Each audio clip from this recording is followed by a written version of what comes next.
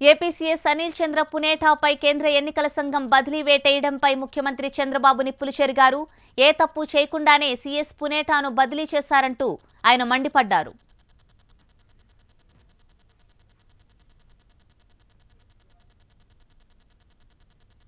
తెలంగాణలో 25 లక్షల ఓట్లు తీసేశారు. మొన్న అసెంబ్లీ ఎన్నికల్లో పోలీసు వెహికల్లో డబ్బులు తీసుకుపోతే పట్టుకోలేకపోయారు ఈ ఎన్నికల కమిషన్. కడాన సారీ చెప్తారు 25 లక్షల ఓట్లు పోయినాయని. మన దగ్గర కోడి కత్తి పార్టీ ఉంది, ఢిల్లీకి వెళ్తారు, మనం ఓట్లు తీసేసామని చెప్తారు. దానిపైన వచ్చి ఫామ్ 7 పెట్టి మన ఓట్లు 7 లక్షల ఓట్లు తీసేశారు, ప్రజల ఓట్లు తీసేశారు. ఓట్ల దొంగలు వచ్చారు. మనం సిట్ వేసాం, కేసు ఎస్టాబ్లిష్ చేశాం. పట్టుకోవడానికి ఆధారాలు ఇమ్మంటే ఎన్నికల కమిషను మీనమేషాలు లెక్కేస్తారా మీరు?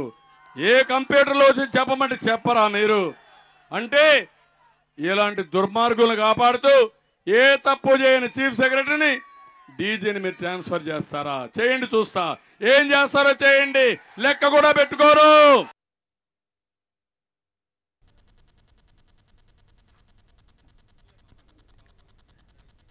ఏపీ సీఎస్ అనిల్ చంద్ర పునేఠాపై కేంద్ర ఎన్నికల సంఘం బదిలీ వేటేయడంపై ముఖ్యమంత్రి చంద్రబాబు నిప్పులు చెరిగారు. ఏ తప్పు చేయకుండానే సీఎస్ పునేఠాను బదిలీ చేశారంటూ చంద్రబాబు మండిపడ్డారు.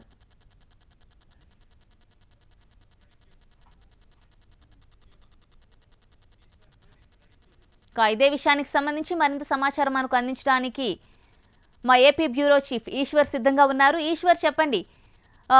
కేంద్ర ఎన్నికల సంఘం నిర్ణయంపై ఏపీ సీఎం చంద్రబాబు మండిపడుతున్నట్లు తెలుస్తోంది. పునేఠాను అసలు ఎన్నికలతో సంబంధం లేని ఒక పోస్టులో వేయాలని కూడా కేంద్ర ఎన్నికల సంఘం ఒక నిర్ణయం తీసుకున్నట్లు తెలుస్తోంది. దీన్ని ఏ విధంగా చూడాలి? దీనికి సంబంధించి డీటెయిల్స్ ఏంటి? ఏపీలో హాట్ టాపిక్ ఇప్పుడు చీఫ్ సెక్రటరీ బదిలీ. చీఫ్ సెక్రటరీపై ఎన్నికల కమిషన్ వేటు అన్నది చాలా తీవ్రమైన చర్చనీయాంశంగా మారింది. ముఖ్యమంత్రి కూడా చాలా వేగంగా దీనిపైన స్పందించారు. ఆయన చాలా ఆవేదనగా కూడా మాట్లాడడం జరిగింది. నన్ను ఒంటరిని చేసే ప్రయత్నం బీజేపీ చేస్తోంది. ఎన్నికల కమిషన్ ఐటీ రైట్స్ ని ఆపమని మేము ఈ రోజు ఉదయాన్నే విజయవాడలో ధర్నాకి దిగితే దాన్ని కంట్రోల్ చేయాల్సింది పోయి నాకు చీఫ్ సెక్రటరీగా ఉన్న ఈ ఏపీకి చీఫ్ సెక్రటరీ ఉన్న వ్యక్తిని బదిలీ చేయడం ద్వారా ఎలాంటి సిగ్నల్స్ ఇచ్చిందో అర్థం చేసుకోవాలి అంటూ ఆయన ఒక విశాఖపట్నంలో ఒక నార్త్ కాన్స్టిట్యున్సీలో మాట్లాడుతూ ప్రజలకు ముందు తన ఆవేదనని చాలా తీవ్ర స్థాయిలో వ్యక్తం చేశారు.